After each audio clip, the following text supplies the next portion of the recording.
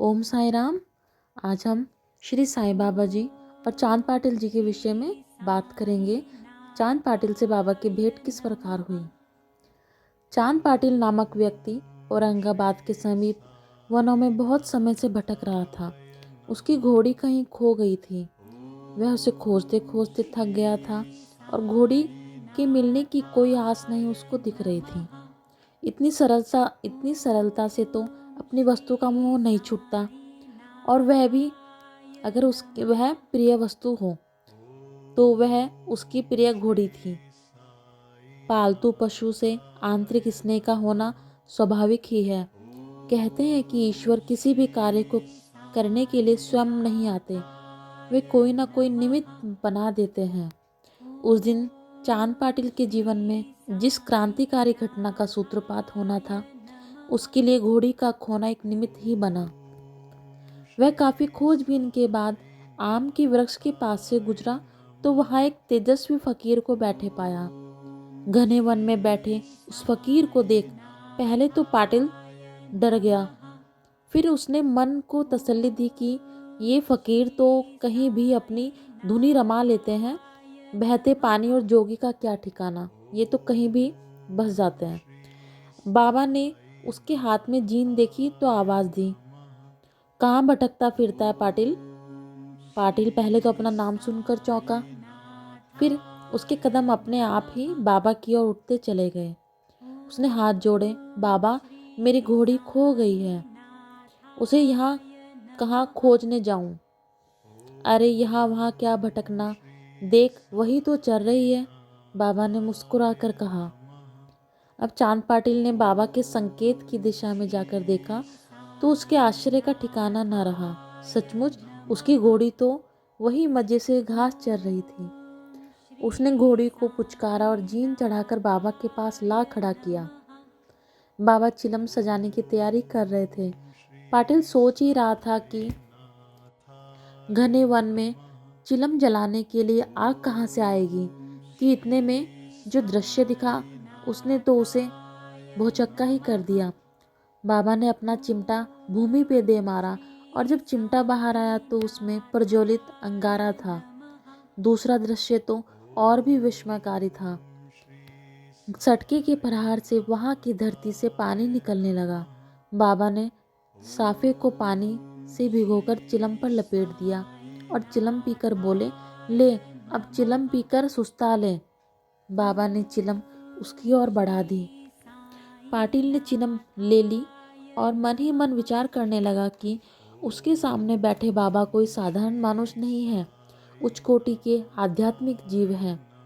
उसने विनती की, बाबा मैं धूप गांव का अधिकारी हूँ, आपको मेरे साथ चलना होगा। मेरे परिवार पर तो अपनी रहम की नज़र डालनी होगी। यदि आप न माने तो मैं और मेरी घोड़ी यहीं डेरा डाल देंगे। मैं तो शिरडी जा रहा हूँ, आप शिरडी अवश्य जाना, परंतु आपको मेरे गरीब खाने पर अपने चरणों की धूल देनी ही होगी। अब बाबा से भक्त का आग्रह टालते न बना और वे पाटिल के घर चल दिए। वहां जाकर पता चला कि पाटिल के साले का विवाह होने वाला है और बारात शिरडी ही जा रही है। जिस दिन बाबा शिरडी के लिए रवाना होने लगे तो पाटिल ने कहा, आप बारात के साथ ही चलिएगा।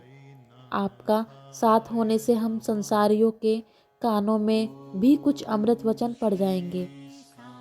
बारात बड़ी धूमधाम के साथ शिरडी के लिए रवाना हुई। बाबा बहुत पहले शिरडी से ही दूसरे तीर्थों के लिए निकले थे और आज एक बार फिर से अपने गुरु के स्थान पर जा पहुँचे। बारात ने गांव की सीमा पर डेरा डाला। बाबा गांव की ओर चल दिए। वे खंडोबा के मंदिर के सामने पहुँचे तो पुजारी महालसापति उस समय पूजन कर रहे थे। पूजन करके ज्यों ही मुड़े तो द्वार पर बाबा को खड़े पाया। जाने कैसे देशवश उनके मुख से निकला, आओ साईं।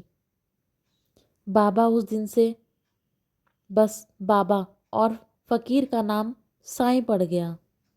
बाबा ने मंदिर के भीतर कदम रखते हुए कहा, बहुत सुंदर, जी चाहता है कि इस शांत जगह पर ही डेरा डाल लूं।